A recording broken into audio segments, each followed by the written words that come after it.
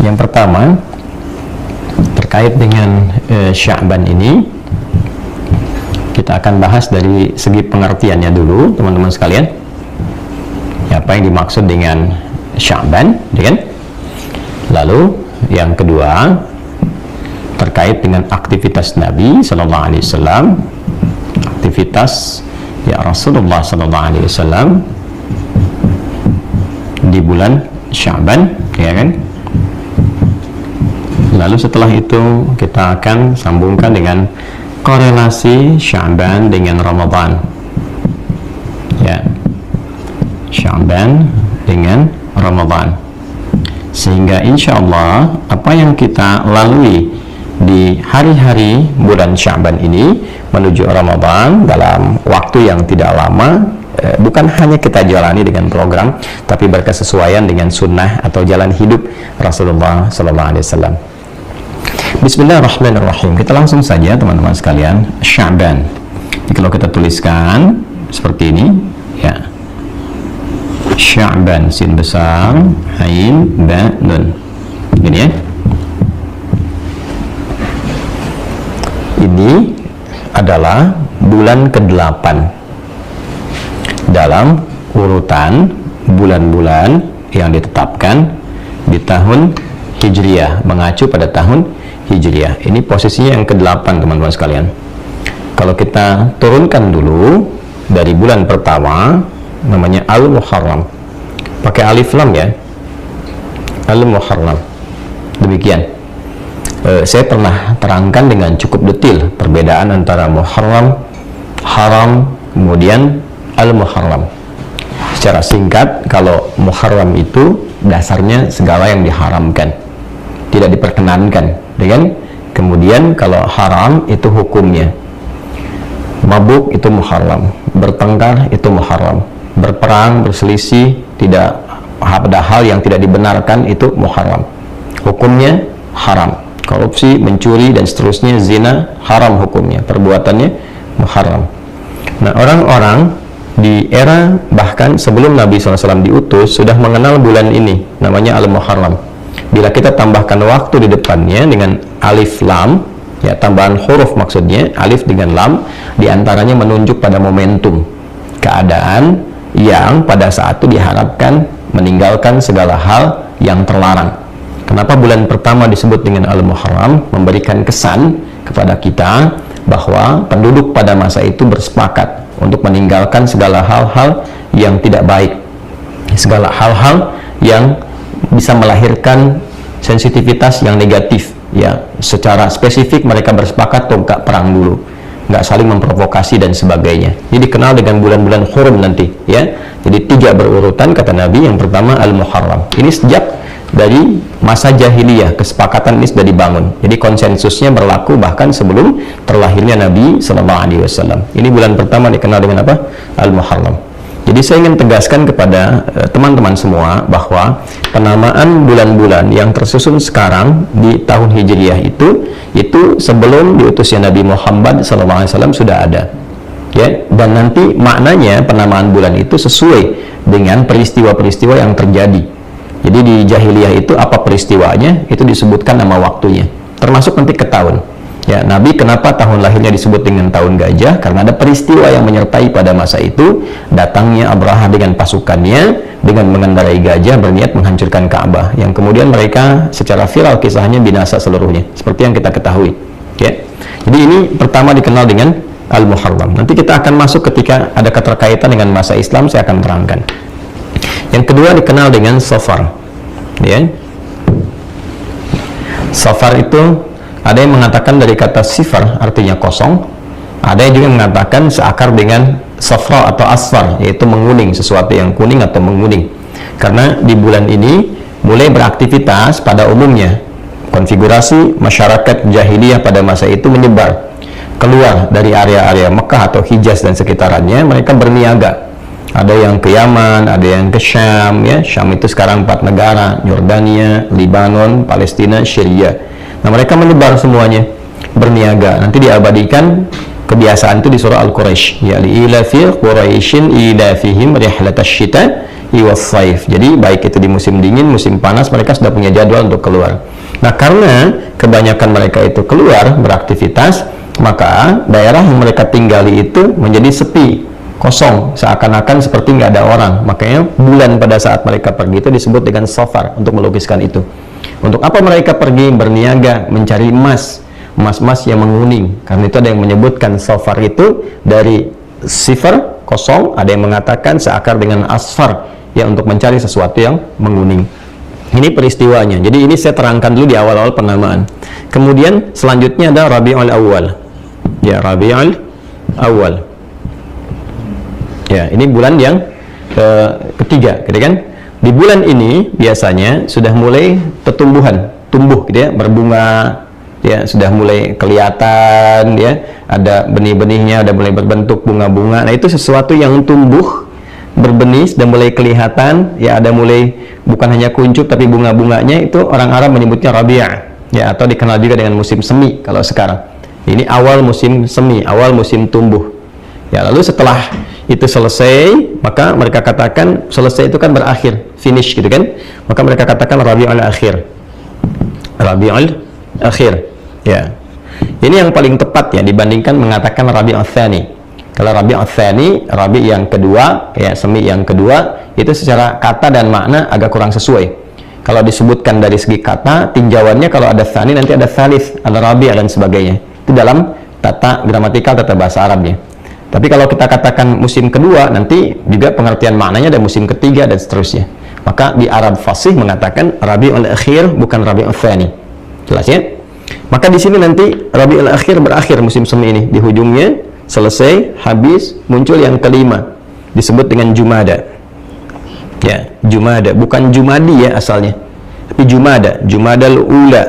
Nah, ini menunjuk kepada musim gugur. Jadi begitu udah selesai gugur, semua tumbuh-tumbuhan itu dari mulai bunganya sampai daunnya, kan sudah mulai hilang, berguguran, ya tiba-tiba kelihatan batang-batangnya dan rantingnya saja, ya, dan mulai mendekat kepada nanti peralihan ke musim panas setelahnya. Jadi ini masa musim gugur yang pertama, perpindahan antara Rabi, di sini pancaroba biasanya, ya, perpindahan dari Rabi al-Akhir ke Jumada. Kemudian yang keenam ada Jumada al-Akhirah. Ya, akhirah.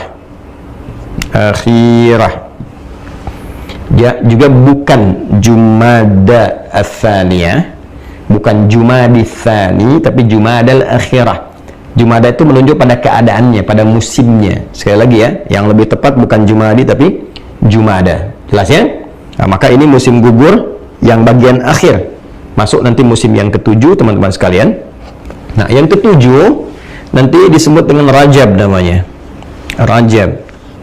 Nah, ini menarik nih. Kalau ini terkait dengan ya kesepakatan, ini terkait dengan aktivitas mereka sehingga menyebabkan tempat tinggalnya itu lebih banyak sepi, ya mereka gambarkan seakan-akan kosong, hiperbolanya demikian. Ini terkait dengan keadaan musim, ya. Yang ini kembali lagi ke kebiasaan mereka untuk mengagungkan sesuatu, konsensus untuk menyepakati sesuatu yang diagungkan. Maka bulan Rajab itu sama dengan Al-Muharram keadaannya. Mereka bersepakat di bulan ini untuk mengagungkan bulan yang ketujuh ini dengan membangun kesepakatan di antara mereka agar tidak saling menyerang, agar bersikap yang baik dan tidak saling menyakiti. Ini bulan Rajab di sini. Ya. Kemudian bulan-bulan ini karena ada kesepakatan menjaga kehormatan, ya, bulan untuk menjaga kehormatan, bulan menjaga dari perbuatan yang buruk, yang negatif dan sebagainya. Dalam bahasa Arab sesuatu tadi saya katakan ya yang terlarang nggak boleh dilakukan disebut dengan Muharram. Waktunya eventnya Al-Muharram. Jadi udah dimulai dari hari pertama di bulan pertama. Adapun yang ketujuh ini untuk mengagungkan kembali. Ketika diagungkan ya dalam bahasa Arab disebut dengan Rajab namanya. Ya, dari kata tarajub, sesuatu yang agung, yang besar, ya, yang biasanya yang menjaga ini secara konsisten namanya suku Mudhar. Nah, di sini teman-teman sekalian, hukumnya masih ingat tadi, kan dikatakan haram ya, haram berkelahi, haram memprovokasi, haram bertengkar di antara mereka, sepakat tuh, bahkan sebelum datangnya era Nabi Muhammad SAW diutus dan membawa risalah. Nah, asal kata haram sendiri dalam bahasa Arab sebetulnya adalah seakar dengan kata hormah. diserap ke dalam bahasa Indonesia menjadi hormat, ya kan? Nah, hormat itu apa maksudnya? Ya, menjaga diri kita agar tampil dalam keadaan yang baik, yang terhormat dalam bahasa kitanya, tidak ada celahnya. Karena itu datangnya hukum haram sebetulnya untuk menjaga kehormatan diri kita, supaya tidak terjebak pada segala hal yang merendahkan wibawa dan kehormatan kita, bukan hanya di hadapan Allah tapi juga di hadapan manusia. Ya, karena itulah sebetulnya ketika seseorang, maaf lompat sedikit, ketika seseorang misalnya, maaf sekali, ada yang mencuri, sebetulnya perbuatan mencuri itu bisa merendahkan dirinya. Begitu diketahui kan, diekspos, ketahuan, kemudian setelah itu rendah, orang tahu, dicela dan sebagainya. Nah, Allah nggak pengen seperti itu. Allah ingin menjaga diri kita sehingga tampil terhormat, tampil baik. Makanya muncul hukum haram. Nah, haram itu sudah ada di masa-masa bahkan sebelum eranya Islam pada hal yang disepakati dalam konteks masyarakat, tapi terbatas sifatnya. Ya, seperti di bulan Al-Muharram, Rajab yang diagungkan. Nah, begitu masuk ke bulan ke-8, ini dia nih. Jadi, kalau kita mau hitung 1, 2, 3, 4, 5, 6, 7. Nah, bulan ke-8 ini disebut dengan Sya'ban. Sudah mulai terasa panas.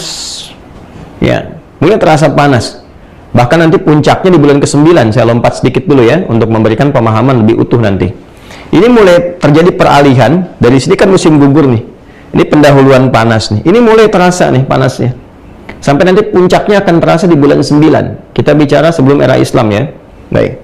Di bulan 9 ini nanti ada akumulasi puncak panas yang sangat luar biasa, yang sifatnya sangat terik, membakar. Jadi kalau nyimpan sesuatu itu kayaknya saking panasnya bisa hangus gitu. Ya. Jadi kalau teman-teman bawa kerupuk, kalau di kita kan dia mengecil kan. Nah, kalau di Timur Tengah itu bisa terbakar gitu, hangus gitu ya. Jadi saking teriknya, saking panasnya. Itu sesuatu yang membakar, itu disebut dengan yang terik membakar, disebut dengan ramadha namanya, atau ramba, ya, dari kerikil yang panas terbakar, ya, ramadha atau ramba. Jadi kalau orang Arab itu berjalan, beraktivitas, terus dia menapak di gurun-gurun pasir atau misalnya di bukit-bukit yang ada kerikilnya dan merasa panas, nah itu mereka mengatakan ramadha atau ramba.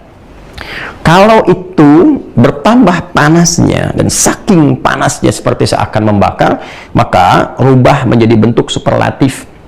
Ujungnya ditambah dengan alif dan nun. Dari ramadha tambahkan alif dan nun, plus alif dan nun. Jadi Ramadan, ini asalnya. Ya, ini secara kata asalnya demikian, Ramadan. Nah, jadi penamaan Ramadan ini sudah ada sebelum era Islam.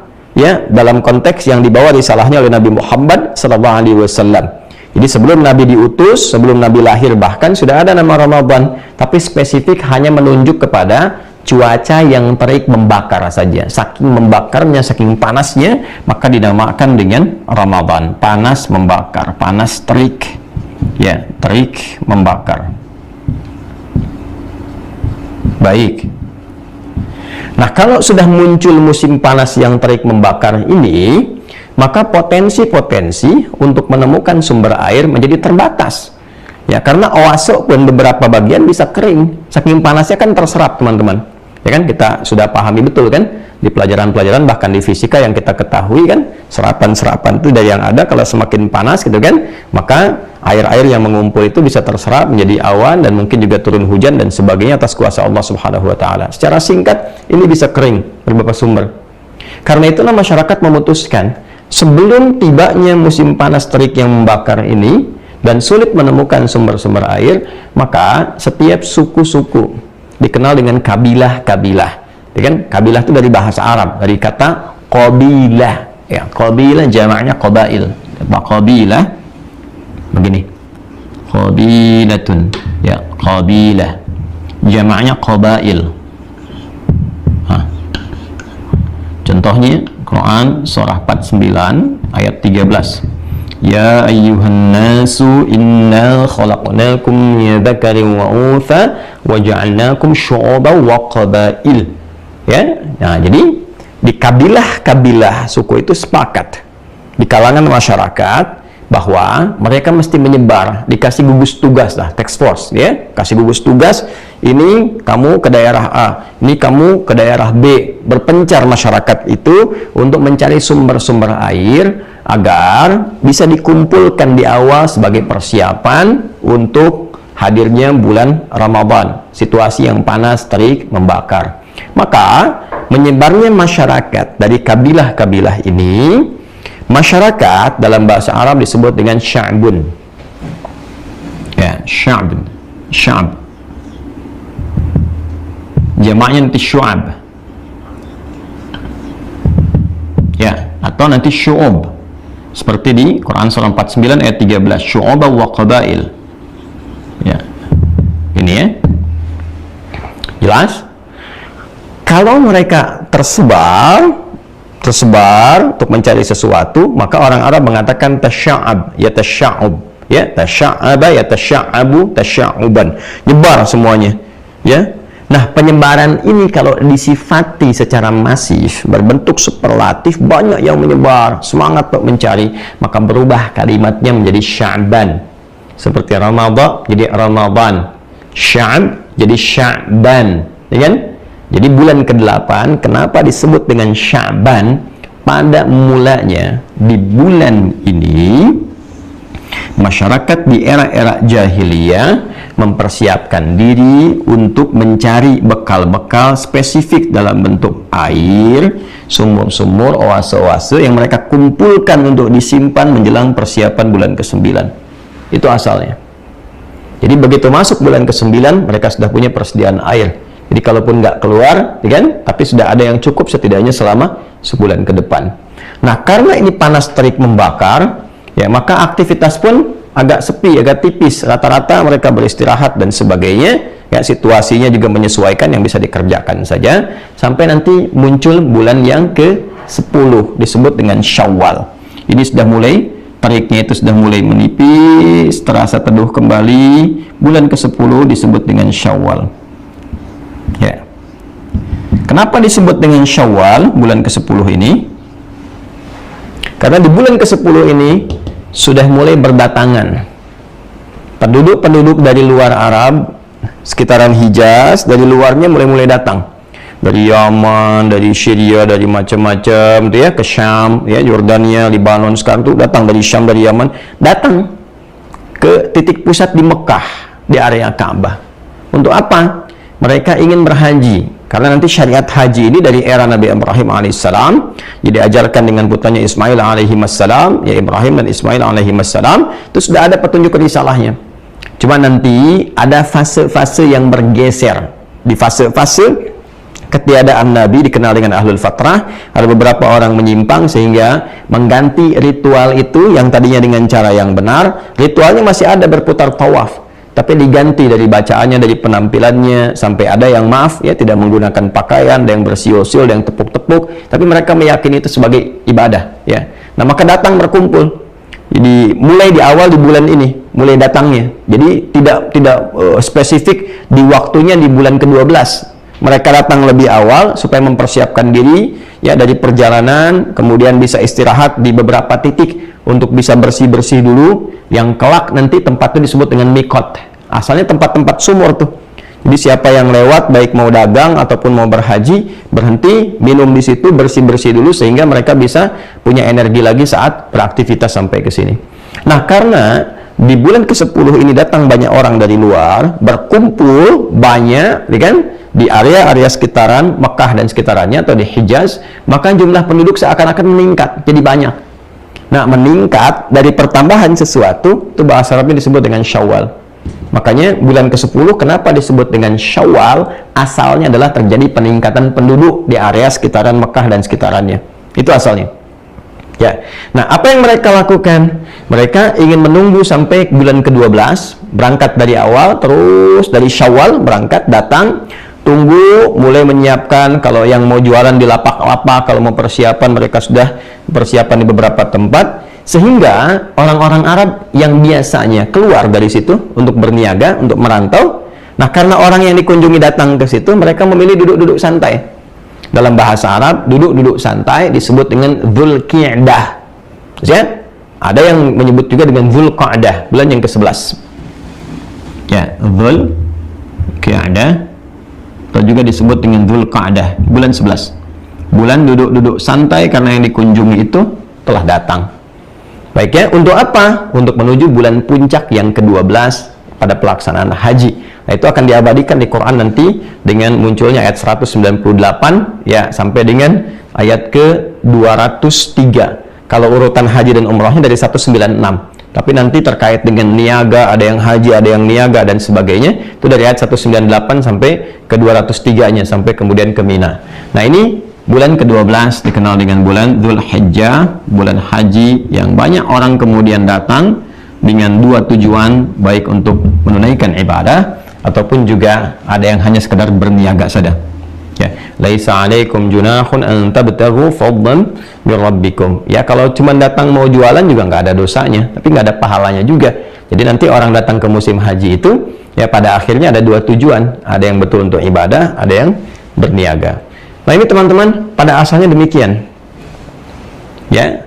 Nah, secara singkat saja, sekarang karena kita sedang ingin menerangkan tentang Sya'bannya, jadi di bulan ke-8 di era sebelum Nabi SAW diutus, bulan ini dijadikan sebagai momentum oleh masyarakat untuk mencari air, ya, menyebar untuk menemukan sumber-sumber air sehingga dapat dikumpulkan menuju persiapan bulan Ramadan. Setelah tiba era Islam, ada sesuatu yang menarik, ya. Hal yang pertama, sebelum sampai ke Sya'ban, nama-nama ini semua dipertahankan. Baik kan? Nama-nama ini semua dipertahankan, tidak dirubah. Jadi tidak semua yang ada di tradisi jahiliyah misalnya itu seketika dirubah, tidak. Nanti ada 3 pendekatan. Ya. Pendekatan yang pertama, kalau bertentangan dengan syariat, sama sekali bertentangan, itu nanti dihilangkan, diganti dengan yang lebih baik, kan? Banyak sekali yang hal-hal yang terkait demikian. Contohnya, ya yang paling ekstrim dari aspek akidah, misalnya penyembahan, kan? Dari terhadap patung misalnya dan sebagainya, yang ini bertentangan dengan syariat dan dalam bab tauhid tentunya. Nah, ini kemudian diganti secara total, kan? Diluruskan kepada konsep yang benar dan itu pun dijelaskan rinci sekali. Kenapa Tuhannya Allah, kenapa begini, kenapa begitu, dan sebagainya. Yang kedua nanti, ada yang kemudian diterima, tapi caranya dibenarkan. Ya, misal, dalam hal kelahiran, mereka seringkali nanti memotong satu binatang tertentu, nanti darahnya dioles-olesin ke bayi yang baru dilahirkan. Dengan harapan, dengan mengoleskan itu, ada capaian-capaian atau harapan-harapan tertentu. Oleh Islam diganti nanti dengan hadirnya akikah. Ya, jadi ada akulturasi budayanya diserap, tapi diganti dengan akikah, diluruskan maknanya. Dan yang ketiga, ada yang kemudian diterima secara total, ya, dan total ini maknanya dipertahankan atau disambungkan dengan nilai-nilai dalam syariat. Yang seperti diterima total, kayak abu-abu gitu kan, itu untuk menghormati orang tua yang baru punya anak pertama. Sehingga Rasulullah pun SAW dikenal dengan Abul Qasim. Itu menunjuk kepada anak pertama yang terlahir untuk menghormati statusnya yang berubah menjadi ayah dan istrinya berubah menjadi ibu. Itu untuk penghormatan, ya.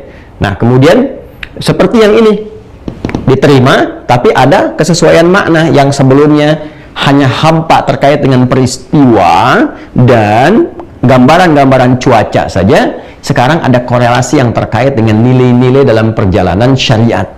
Ya, contoh, kita ingin gambarkan ke sini misalnya. Satu aja. Kenapa bulan pertama disebut dengan Al-Muharram? Yang tadinya menunjuk pada konsensus untuk tidak bertindak yang buruk, semua menjaga kesepakatan dalam kebaikan, itu dipertahankan. Bahkan sama disebut dengan bulan Hurum. Maka disebut tahunnya tahun Hijriyah.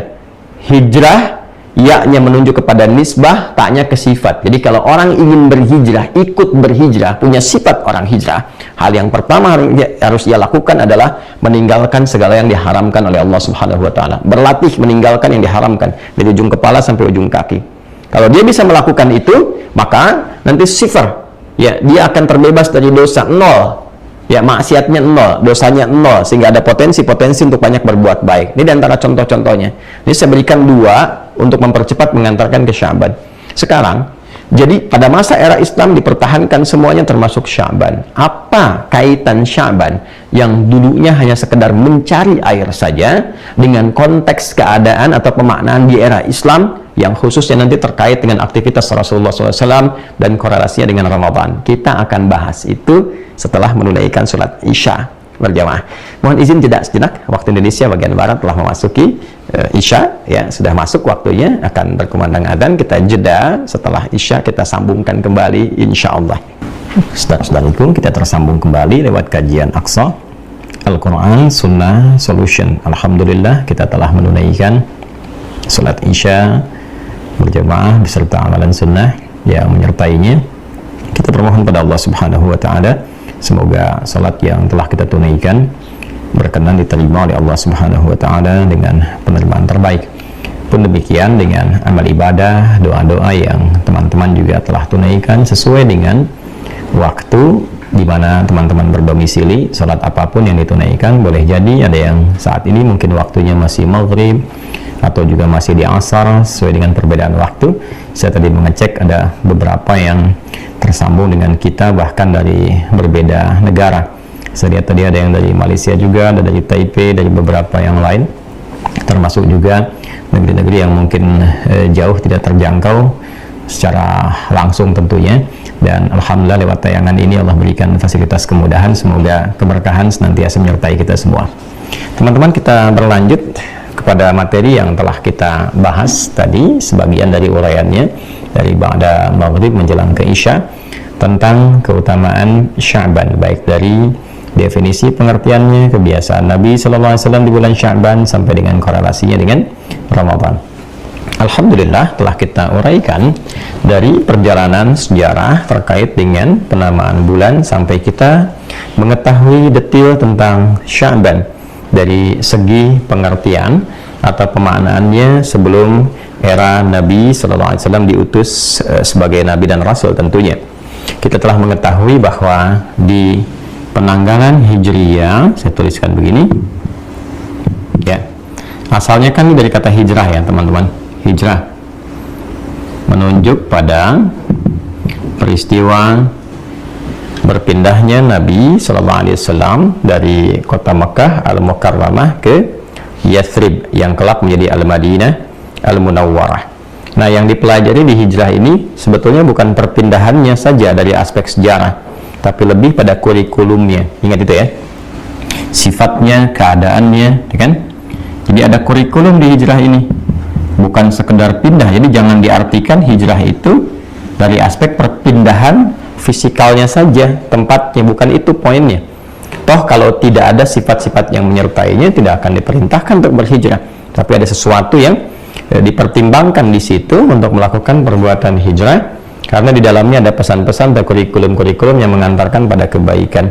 Buktinya ketika Nabi pindah, suasana yang tertinggal, yang kotor, yang banyak konflik berubah jadi suasana kota kan, sehingga dikenal dengan Al-Madinah Al-Munawwarah. Singkatnya nanti kalau kita ngaji hadis misalnya di Sahih Al-Bukhari lah, kita ambil misalnya di Kitabul Iman, Nabi memberikan definisi yang sangat spesifik tentang hijrah adalah berupaya untuk berpindah dari kebiasaan yang kurang baik, segala yang tidak Allah sukai, kepada perbuatan-perbuatan bahkan sifat dan sikap yang Allah senangi.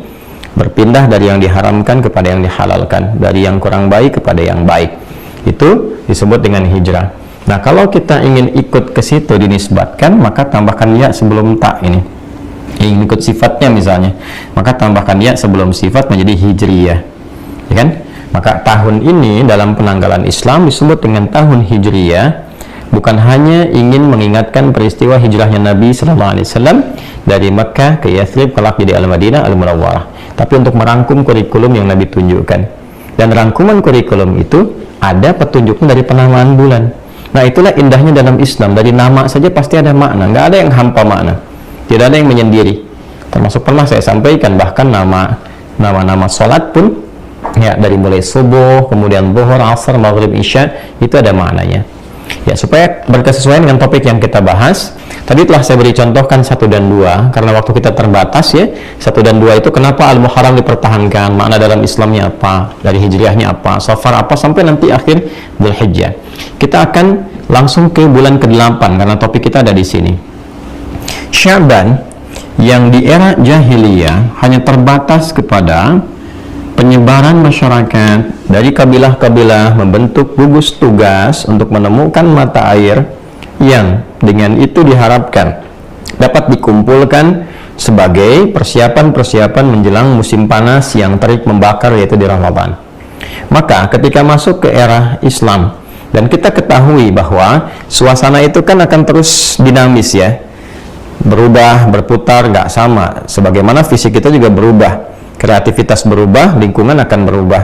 Dulu tempat tinggal kita misalnya tidak banyak jalan-jalan yang bagus, sekarang sudah bagus-bagus, ada gedung-gedung, ada kreativitas yang banyak dan sebagainya. Pun demikian, di era-era saat zaman jahiliyah, di era Nabi telah berubah, masyarakat lebih baik, kreativitas lebih tinggi, dan musimnya kan berputar. Ya, itulah bedanya kenapa Hijriyah ini nanti menjadi waktu yang ditetapkan untuk ibadah, bukan menggunakan pada patokan kalender Masehi untuk ibadah-ibadah yang sifatnya bulanan atau tahunan, kecuali yang sifatnya harian, yang menjadikan matahari sebagai titik gitu ya, titik untuk pengetahuan waktu perpindahan dari waktu harian. Kalau harian kan lihatnya matahari ya, seperti sholat misalnya, patokannya matahari, bayangannya dari sinar matahari. Tapi kalau menggunakan ibadah yang siklusnya bisa masuk bulanan atau tahunan sifatnya, seperti puasa misalnya, yang digunakan bulan bukan matahari.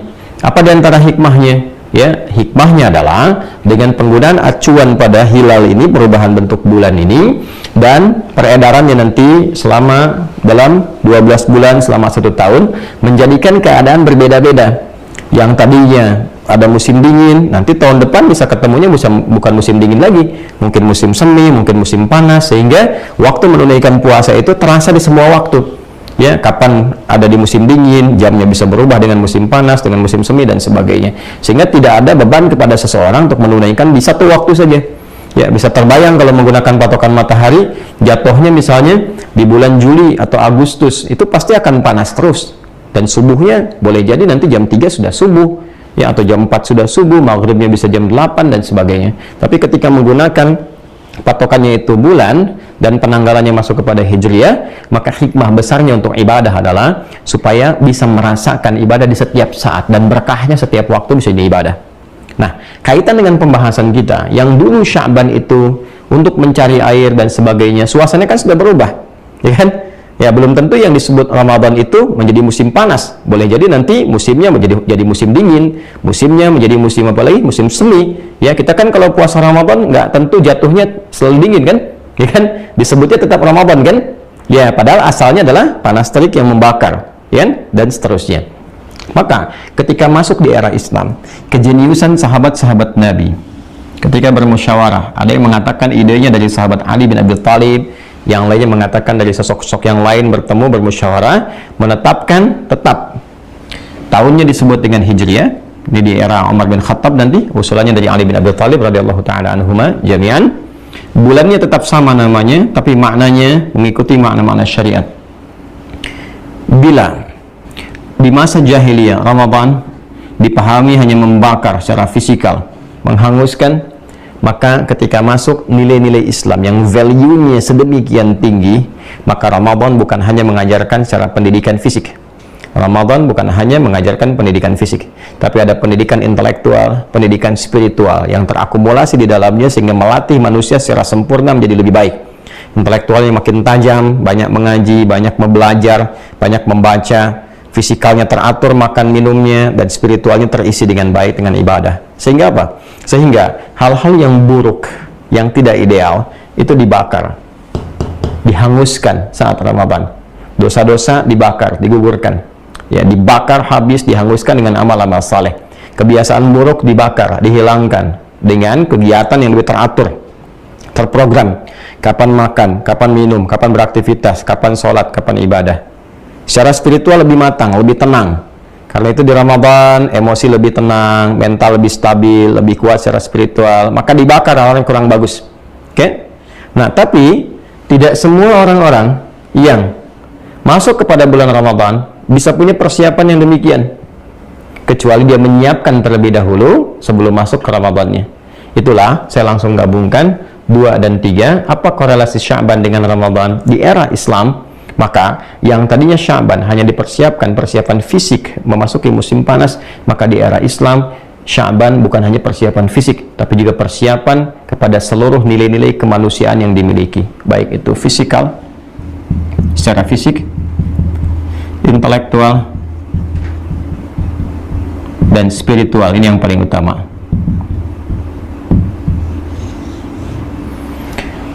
Maka kalau di era jahiliyah Sya'ban hanya dijadikan sebagai momentum mencari air untuk kebutuhan fisik, maka di era Islam Nabi langsung mencontohkan lewat kebiasaan beliau Rasulullah SAW agar dari sejak Sya'ban masyarakat mulai mengoleksi, mulai mengumpulkan air spiritual, air intelektual, air kebutuhan fisikal, bukan hanya sifatnya materi, tapi Nabi memberikan edukasi guna persiapan di bulan Ramadan yang keutamaannya begitu istimewa. Kalau nggak disiapkan di bulan Sya'ban ya, tentu tidak semua orang bisa siap memasuki bulan Ramadan. Itulah sebabnya kenapa dipertahankan dengan tetap bernama Sya'ban, untuk memberikan kesan secara majazi, secara kiasan. Kalau kemarin di jahiliyah hakiki, ini masuk kepada majazi, majaz secara kiasannya. Kalau Anda membutuhkan air untuk kehidupan secara fisikal, maka kita pun butuh air untuk kehidupan spiritual.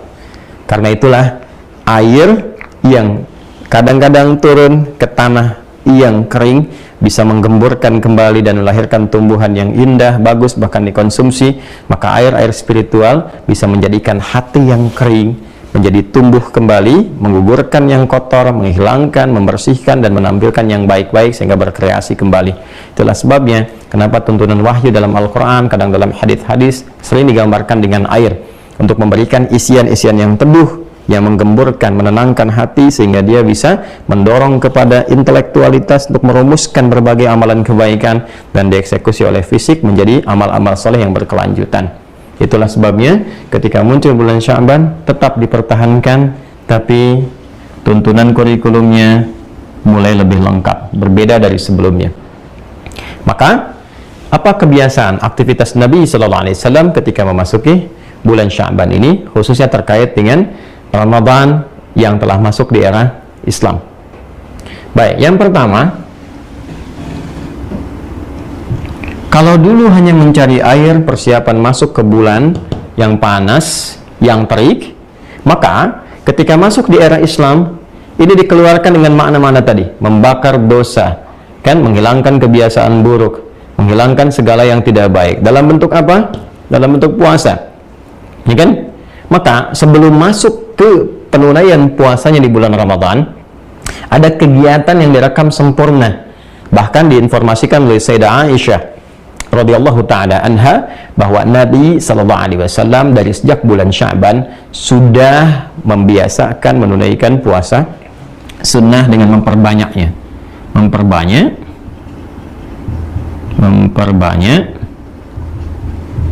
ya, puasa sunnah. Ini kebiasaan Nabi SAW yang pertama. Jadi dikonfirmasi oleh Sayyidah Aisyah radhiyallahu ta'ala anha ketika ditanya, ya Rasulullah, ini kan, atau beliau menyampaikan ketika ditanya oleh sahabat, ya, beliau tidak melihat Nabi SAW banyak menunaikan puasa sunnah kecuali di bulan Sya'ban, atau tidak sebanyak menunaikan di bulan-bulan lain, sehingga hampir-hampir beliau menduga kok kayak penuh gitu kan. Tapi juga beliau kadang membatalkannya untuk menunjukkan beda dengan Ramadan. Nah, jadi yang pertama, kebiasaan Nabi untuk menyempurnakan persiapan-persiapan menjelang kepada Ramadan adalah memperbanyak puasa sunnah. Nah, apa kaitannya teman-teman sekalian dengan kurikulum yang bisa kita pelajari? Baik, mari kita lihat. Ramadan, seperti tadi disampaikan dan seringkali ditegaskan, ini adalah momentum yang sangat istimewa, yang seluruh waktu itu begitu berharga. Siang dan malamnya, ada siang, ya, ada malam. Sini kurikulumnya. Baik. Jadi ada amalan, kalau dibagi dua gampangnya amalan siang, amalan malam. Itu klasifikasinya begitu. Nanti setiap siang ada program, malam ada program. Siapa yang sukses mengerjakan amalan siang, bonus pertamanya sebelum mendapatkan pahala dan turunannya, itu Allah ampuni dosa-dosanya. Hadisnya spesifik di Al-Bukhari. Man shoma ramadhana imanan wa ihtisaban ghufira lahu ma taqaddama min dhanbi. Siapa yang mampu menunaikan puasa Ramadan, kan puasanya di siang hari bukan malam hari, dengan sempurna, tulus karena Allah, ya, karena imannya kepada Allah, lalu dia berusaha mengevaluasi dirinya, punya program-program sehingga dia bisa muhasabah, bisa ihtisab. Itu bonusnya sebelum diberikan pahalanya, Allah bisa berkenan menggugurkan seluruh dosa-dosanya. Nah, supaya bisa nyaman puasanya itu, bisa terbiasa, karena boleh jadi ada orang yang tidak terbiasa menunaikan puasa sehingga adaptasinya tidak mudah. Maka sebelum tiba Ramadan, jangan jadikan Ramadan sebagai latihan. Mungkin ada, alhamdulillah, di antara kita yang Allah berikan hidayah yang sangat luar biasa indahnya, jadi masuk Islam, mu'allaf, atau ada yang sekarang baru baligh sehingga puasa menjadi wajib. Ini mungkin jadi puasa pertama yang ditunaikan dalam hidupnya. Sebelum masuk Ramadan, biasakan dulu mencontoh sunnah Nabi, perbanyak dulu puasa sunnah, sehingga ketika masuk ke bulan Ramadannya, metabolisme tubuh kita sudah terbiasa menunaikannya, sudah ada kebiasaan yang dibangun sebelumnya. Kalau enggak nanti nggak siap, ya kan? Maka dari sejak bulan Sya'ban ini kita berlatih, ya, berlatih. Seperti di Al-Bukhari disebutkan, Kitabus Siyam nanti, ya, nanti masuknya tentang Shaum Syahri Sya'ban, kebiasaan Nabi itu berpuasa di bulan Sya'ban. Beliau ingin mencontohkan untuk umatnya kurikulumnya, termasuk saya, Anda, kita semua mencoba. Dan memperbanyak ini, nanti maknanya bisa relatif sesuai dengan kebiasaan. Ya, misal begini. Ada yang sudah terbiasa puasa Senin dan Kamis, ya memperbanyak ini bisa saja dari Senin Kamis tambah Ayyamul Bid. Sudah terbiasa dengan Ayyamul Bid, misalnya naik, teman-teman sekalian, Senin, ya, Selasa puasa, Rabunya istirahat misalnya kan, Kamis puasa lagi, ambil 3 hari, setelah itu istirahat. Sesuai dengan kadar kemampuan kita. Ada yang pengen Sya'ban khusus, misalnya puasa Daud, ya, di bulan Sya'ban, sehari puasa, sehari tidak. Nanti misalnya mulai Senin puasa, Selasa tidak, Rabu puasa, Kamis tidak. Ya, tapi awas, ukurannya tidak harus sama setiap orang. Ya, seperti ada beberapa orang yang memang nggak biasa puasa misalnya, nunggu Ramadan. Maka mungkin bagi orang-orang yang demikian, sehari sudah banyak, 2 hari sudah banyak, 3 hari sudah banyak. Ya, karena itu minimal dalam Sya'ban ini ada usaha untuk puasa dulu supaya kebiasaan tubuh kita itu mulai beradaptasi, metabolismenya mempersiapkan diri. Jadi nggak kaget ketika masuk Ramadan. Ya, laparnya nggak kecepetan gitu kan. Ya, bukannya jam 6, jam 3 udah lapar banget kan. Ya kan? Jam 4 udah kelaparan. Jam 5 udah wah, tidur tak karuan, ya kan? Tidur pun sudah nggak enak karena laparnya luar biasa kan. Akhirnya ke kamar mandi, kumur-kumur lagi. Nah, itu sesuatu yang menjadi tidak nyaman untuk dilakukan. Ya, karena itu rumus paling gampangnya, bagi yang belum pernah puasa sama sekali atau hanya menunggu Ramadan saja sehingga adaptasinya jadi lambat, cari waktu-waktu yang sekiranya umumnya banyak orang puasa yang sunnah. Misal Senin, ya kan? Atau Kamis. Ya, pertengahan kan sudah lewat teman-teman ya, Ayyamul Bidnya. Nah, Senin atau Kamis. Nah, kalau sekiranya nggak ketemu Senin, nggak ketemu Kamis atau mepet, boleh kan Sya'ban memperbanyak. Hadisnya sahih itu, sahih. Ya, bahkan sahih banget gitu ya. Nah, itu bisa ambil Selasanya atau ambil Rabunya, ya silahkan optimalkan. Yang penting berlatih puasa. Dan ditolong berkenan juga orang tua bersikap bijak. Mungkin kepada anak yang menjelang balik, yang betul-betul belum terbiasa puasa. Ketika dia memulai, ya bisa sama-sama di rumah informasikan, nanti motivasi. Ada yang mungkin berlatih nggak harus full dulu karena belum terbiasa anak-anak, ya kan? Nah, Anda boleh misalnya ketika dia zuhur minta buka, nggak apa-apa, kasih dulu aja, nanti besok tambah lagi ya, gitu kan, sampai asar. Sehingga ketika tubuhnya mulai tahan sampai asar, menjelang maghrib, besok-besok sudah siap sampai maghrib, begitu masuk Ramadan, dia sudah sempurna sampai maghribnya. Mas ya? Nah, ini kebiasaan yang pertama. Jadi, mengumpulkan bekal sebelum masuk ke Ramadan sehingga terbiasa untuk dilatih. Nah, di Sya'ban ini yang dibiasakan pertama secara fisikal dulu ini. Secara fisikal, ini teman-teman sekalian. Lalu secara intelektualnya apa? Ya kan? Nah, nanti kita juga punya target nih untuk mengumpulkan program. Misal, kalau Nabi kan Sallallahu Alaihi Wasallam secara intelektual beliau senantiasa meluangkan waktunya dengan malaikat Jibril untuk bertadarus Al-Quran. Jadi Nabi membacakan ke malaikat Jibril sampai di akhir-akhir nanti masa menjelang wafatnya sampai 2 kali ya khatam itu. Ya, bukan sekedar membaca dengan benar, tapi malaikat Jibril mengurutkannya, kan menyempurnakan makna dan sebagainya. Ya, karena kan Nabi sifatnya diajarkan langsung. Nah, maka bagi kita yang ingin meniru apa yang diajarkan oleh Nabi Sallallahu Alaihi Wasallam secara intelektual, bisa punya program. Apa yang mau dipelajari nanti selama Ramadan, siapkan sejak Sya'ban. Ya, maka di antara ulama ada yang spesifik belajar memahami atau mendalami tafsir.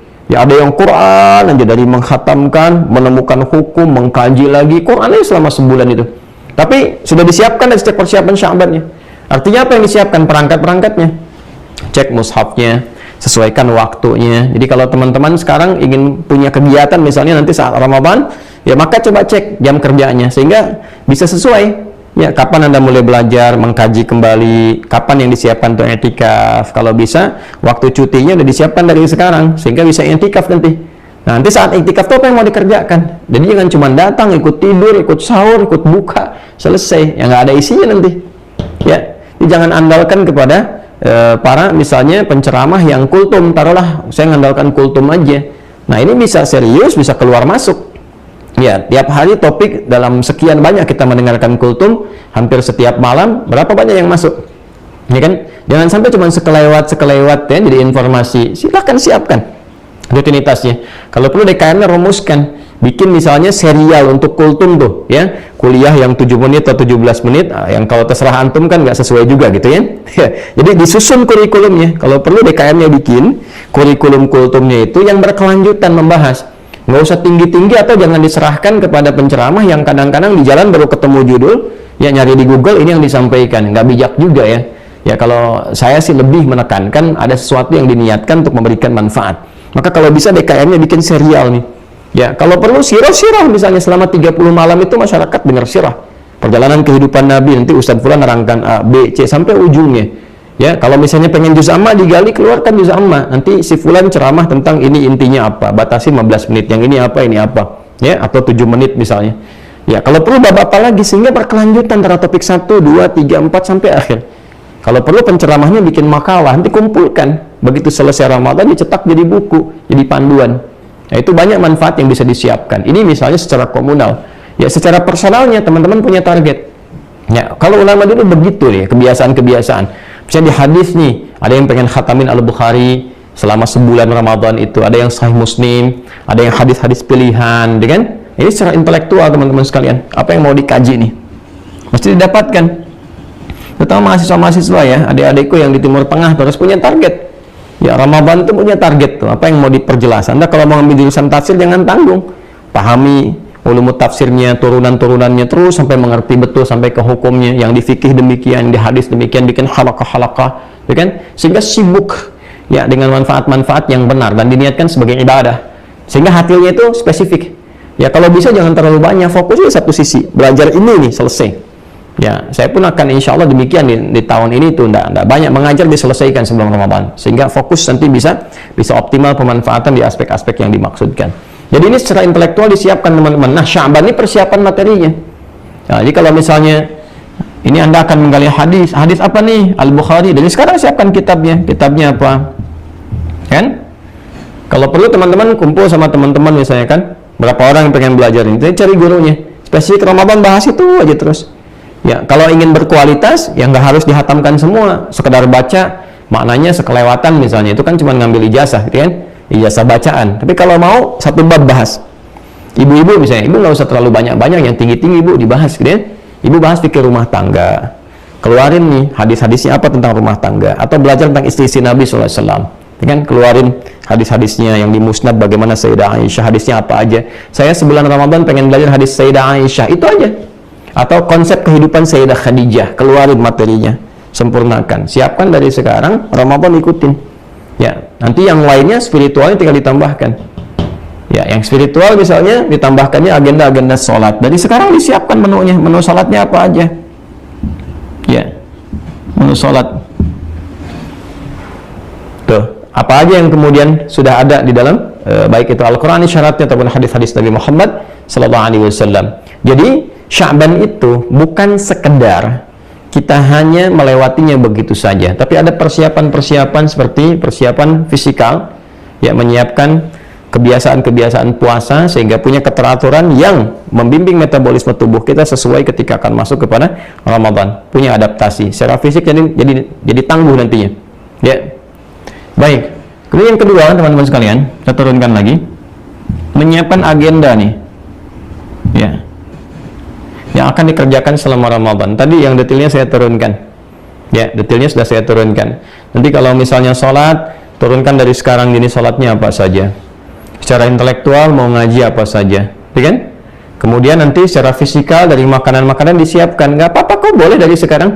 Nyiapkan materi misalnya, kumpulkan nanti dalam puasa ini. Insya Allah tidak ada perbedaan di awal Ramadan tahun ini. Insya Allah untuk wilayah Indonesia ya. Insya Allah kalau dari sudut pandang hitungan secara astronomis semua akan sama satu Ramadan 1444 Hijrah, dan insya Allah akan bersamaan di 23 Maret. Anda boleh catat kata-kata saya ini, insya Allah akan bersamaan di 23 Maret 2023 Masehi satu Ramadannya, karena ketinggian hilalnya nanti secara astronomis ya itu sudah memenuhi semua kriteria yang disepakati di Indonesia, baik itu kriterianya BRIN kan dengan 3 derajatnya ya, kalau ngasih 6 derajat kan, ataupun juga nanti yang konsep hisab dengan wujudul hilal yang penting di atas 1 derajat.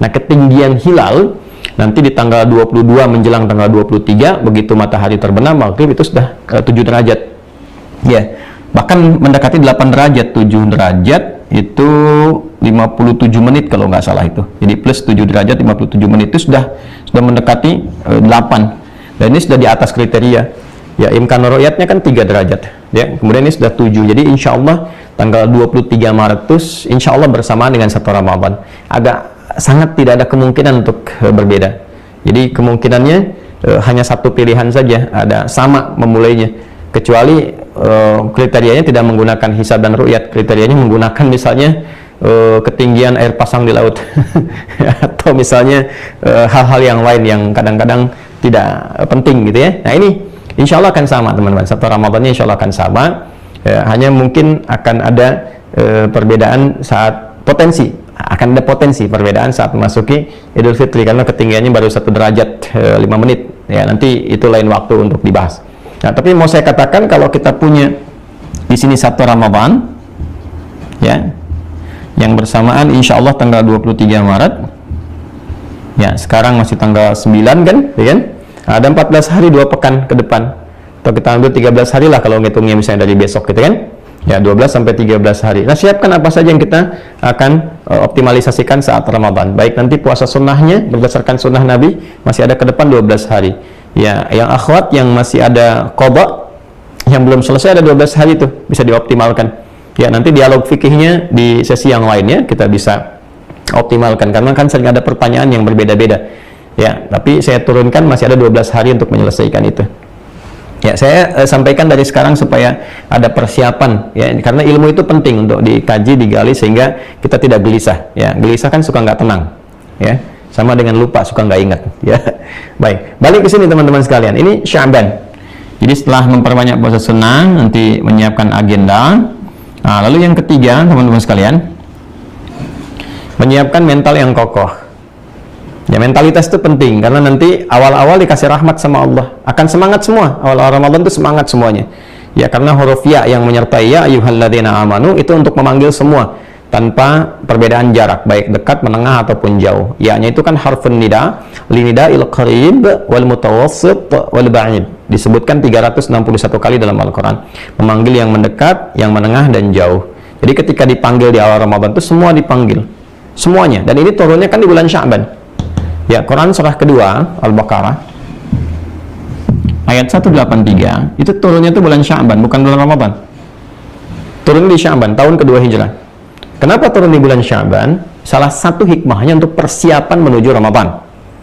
Jadi ada persiapan selama sebulan untuk mempersiapkan diri sebelum Ramadan ya, karena kalau eventnya besar kan mesti siap-siap. Anda punya event dunia kan, wah luar biasa besarnya, siap-siapnya berapa tahun sebelumnya. Itu Piala Dunia aja kan siap-siapnya 5 tahun sebelumnya ya kan, atau 4 tahun sebelumnya udah siap-siap semuanya tuh, event-event dunia itu, Allahu Akbar itu kan. Nah ini event akhirat lah, dunia akhirat, bahkan dunia akhirat nih Ramadan nih, seharusnya kita siap-siap di setiap waktu ya, ini minimal paling akhirnya itu kan Sya'ban udah siap-siap. Nah itu dipanggil semua tuh ya ayyuhalladzina amanu, ayyuhanya, ayyunya munadah, hanya tanbih. Ayyuha disebutkan 150 kali untuk mengingatkan dan menegaskan. Ya Allah udah ngingetin sebulan sebelum Ramadan, siap-siap semuanya, optimalkan diri gitu kan. Nah ini di awal Ramadan dikasih tuh pakai huruf ya, dipanggil semua. Karena itu di awal Ramadan semua semangat karena mendapatkan rahmat Allah semua ya. Nanti yang jarang ngaji-ngaji, yang jarang ke masjid tuh penuh masjidnya gitu kan, terus siap optimis puasa di awal waktu. Tapi karena mentalitasnya berbeda, tidak dikuatkan dari awal, kadang-kadang pertengahannya mulai menurun kan? Gitu. Sehingga di masjid itu menjadi munculnya fenomena berkemajuan, maju sapnya ke depan. Mulai kosong, mulai sepi dan sebagainya. Dan penilaian puasanya nggak semangat seperti di awal. Karena mentalitasnya nggak dikuatkan sebelumnya, kurang motivasi. Maka nanti ada satu petunjuk-petunjuk untuk menguatkan mental supaya kokoh. Apa yang disiapkan. Ini ada petunjuknya juga, ada doanya nih teman-teman. Ini ada doa sejak di bulan Sya'ban, dari mulai masuk Sya'bannya ke pertengahan sampai ke ujungnya, sampai ketika melihat hilal itu ada doanya, sampai lihat hilal ada doanya. Masya Allah, hilal tuh, hilal siap-siap ya. Banyak dicari tuh. Saya kalau sudah dekat Ramadan tuh kadang-kadang suka lihat beberapa orang bercanda tapi ya memberikan gejolak kepada hati yang luar biasa. Hilal dicari, taunya lagi tidur kan, rupanya ada security namanya hilal. Dicari setiap tahun sekali, ya, 2 kali sama Idul Adha ya. Nah ini teman-teman balik ke sini, jadi mentalitas nanti ketika ngelihat tuh ada doanya juga ya. Allahumma ahillahu alaina bil yumni wal iman wa salamati wal islam rabbi wa rabbukallah. Hafal itu ya, di At-Tirmidzi. Nanti insyaallah kita akan bahas itu ketika menjelang ke dekat waktunya. Nanti teman-teman kita akan belajar dan maknai, pahami betul maksudnya apa gitu dari situ.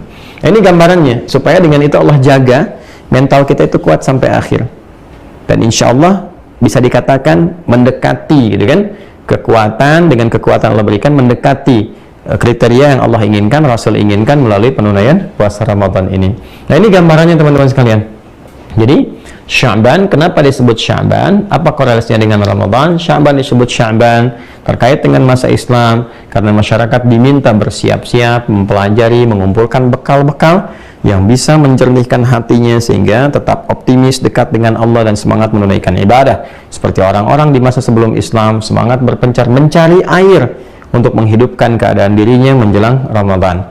Maka diharapkan dengan mengumpulkan bekal-bekal di bulan Sya'ban, ketika masuk di Ramadan akan optimal ditunaikan dengan baik sehingga bisa membakar, menghilangkan, menggugurkan segala potensi-potensi yang kurang baik yang ada pada diri manusia.